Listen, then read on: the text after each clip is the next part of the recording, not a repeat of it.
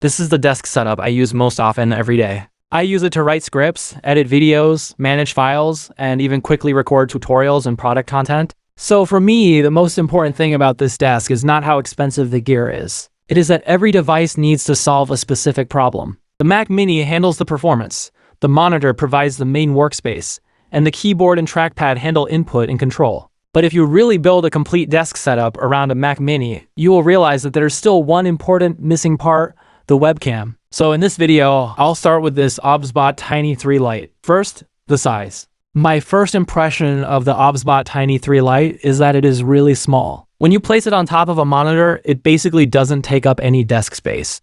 And it also doesn't ruin the clean look of the whole desk. For a Mac Mini setup like mine, this is very important, because the Mac Mini itself is already a compact computer. If the external devices are too large, they can make the desk look messy. It can be placed directly on top of the monitor, and it can also be mounted on a tripod. So whether you are using it fixed on your desk for meetings or temporarily changing the angle for filming, it is quite flexible. The second part is image quality. It supports 4K at 30 frames per second. So for daily meetings, live streaming, recording classes, or filming some talking head content, the clarity is good enough. Compared with a regular built-in computer webcam, it captures more detail, and the image also looks cleaner. In terms of low light performance, it can still maintain a pretty good image under normal desk lighting. For example, when you only turn on a desk lamp at night, or when the room is not very bright, it does not become as blurry and muddy as many regular webcams. But I would still recommend using it with a desk lamp or a fill light. If you give it a stable light source, the image will look noticeably better. It also works with OBSBOT Center. It adds a teleprompter feature, which is very convenient for content creators. It also includes multiple features such as exposure curve and white balance adjustment. The third part, and also the most recognizable part in my opinion, is AI tracking, gesture control, and voice control. The biggest problem with a regular webcam is that it is fixed. When you sit here, it can only film this position. But in real meetings, online classes, or product demonstrations, you are not going to stay completely still all the time. You might reach over to pick something up. You might stand up to show a product. Or maybe you just slightly adjust your sitting position. This is where OBSBOT's gimbal and AI tracking become useful. It can recognize people and keep you in the frame. So it reduces the amount of manual adjustment during filming and meetings. For example, when I am recording a video by myself, if I stand up to show a product, a regular webcam may require me to readjust the angle. But OBSBOT can automatically follow me, so the framing feels more natural. If only one person is doing a presentation, you can set it to single person mode. If multiple people are in a meeting together, you can set it to group mode. To better focus on the content, we can also choose different zoom modes. If the main focus is a person speaking, you can keep the frame focused on the upper body. If it is a product demonstration, I can make the camera focus more on the center of the frame. Another interesting feature is that I can also track objects. You just need to select the object in the preview window, and the camera can automatically follow it. I can also let it track my left or right hand. So when I'm doing a demonstration, it can focus more on what I am showing with my hands. If I adjust its angle a little, it can also capture my desk. So if I'm recording a desktop tutorial, it becomes much more flexible. It also supports gesture control. That means I do not always have to go back to the computer and click through the software. With gestures, I can directly control tracking or zoom. For someone who films videos alone, this feature is very useful, because many times you have already set yourself in position. If you have to walk back to the computer every time to adjust the settings, the filming rhythm gets interrupted. Voice control follows the same logic. When you are teaching, presenting, or live streaming, your hands may be holding a product, holding a pen, or operating the computer. Track me. In that situation, using voice control feels more natural than using a mouse. So I think the point of OBSBOT is not just that it can move. The real point is that when one person is filming, presenting, or joining a meeting, it removes a lot of the hassle. Finally, sound. Many people only look at image quality when buying a webcam.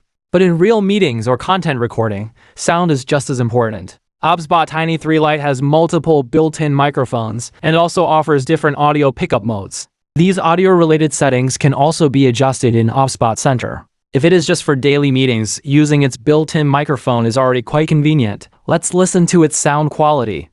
This is the sound test of the OBSBOT Tiny 3 Lite, and I'm curious to see how it performs. You can hear that the sound quality is quite good. Even when I am a bit farther away, it can still capture my voice clearly. Overall, I think the OBSBOT Tiny 3 Lite is the best webcam for Mac Mini. It is more like the video and audio input for this Mac Mini workstation. It allows the Mac Mini to handle meetings, live streaming, and tutorial recording more easily. It is also compatible with consoles like Switch 2 and Stream Deck. It is also compatible with major game live streaming platforms, streaming software, and meeting software. This helps me and content creators like me work more efficiently. OBSBOT will launch a big discount stack, exclusive discount code of up to 20% off on Tiny 3 Lite during Prime Day. After the webcam, the next part is the real core of this desk setup, the Mac Mini. I'm currently using the Mac Mini M4. The biggest change with this generation is that the body is noticeably smaller. It sits on the desk like a small square box, and it doesn't take up a large area like a traditional desktop PC. So the front of the desk can be left for the keyboard, trackpad, and other working space. Another very practical change this generation is that it finally has ports on the front. The two front USB-C ports make it much easier to temporarily connect an external drive or a card reader. There's also a 3.5mm headphone jack next to them. On the back, you get power, Ethernet, HDMI, and Thunderbolt ports. If you only connect one monitor, HDMI is enough. If you have a high-speed drive, a dock, or more external devices, you can use the Thunderbolt ports on the back. Most of the cables can be hidden behind the computer, so the front of the desk looks much cleaner.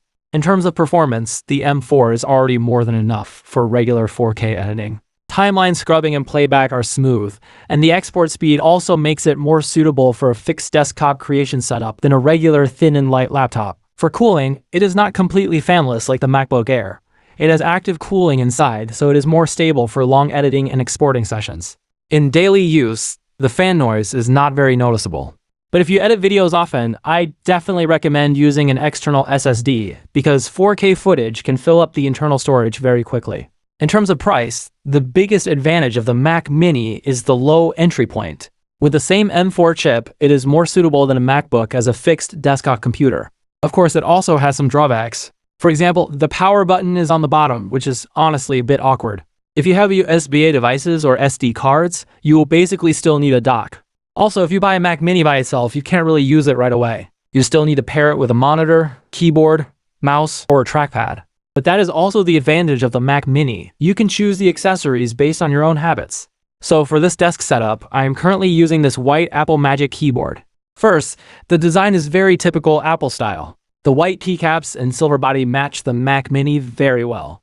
Its biggest feature is that it is thin. The whole keyboard sits very low on the desk with very little visual presence. If you want a minimalist desk setup, it really fits well. It is also very light, so it is easy to move around. When placed next to an Apple trackpad, the whole setup also looks very consistent.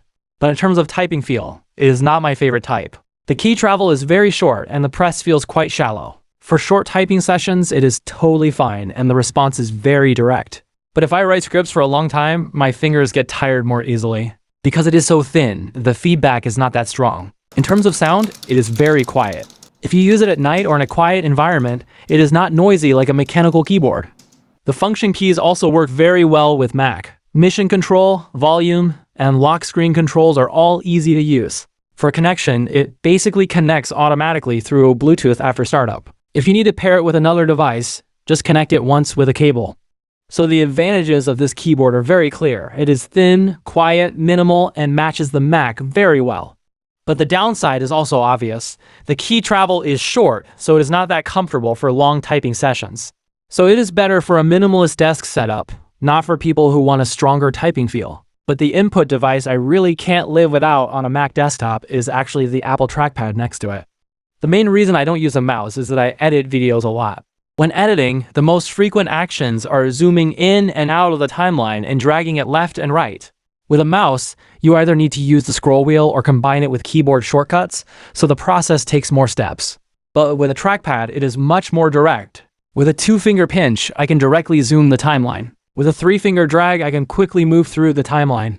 The whole operation has very low latency and feels very responsive. Scrolling through pages is also very smooth. With a 4-finger swipe left or right, I can quickly switch between desktops. With a 4-finger swipe up, I can open Mission Control directly.